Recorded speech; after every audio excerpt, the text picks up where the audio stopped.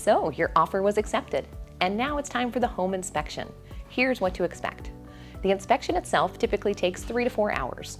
You don't need to be there for the whole thing, but I always recommend showing up maybe at the last hour.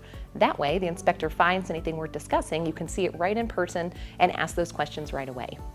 A few days after the inspection, you're going to receive a detailed report. It can look long and a little intimidating at first glance, but don't worry. We'll go through it together and focus on what actually matters best for your decisions.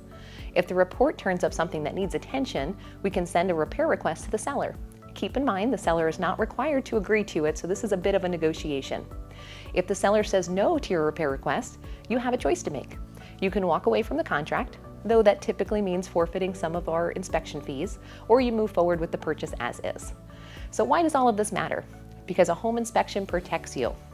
It can uncover issues with plumbing, the roof, electrical systems, or even the structure of the home itself, things that you'd never catch on a regular walkthrough. Before you make one of the biggest investments of your life, you deserve to know exactly what you're getting into. If you have questions about the inspection process or want guidance on how to handle what comes next, reach out. I'm here to help you through every step.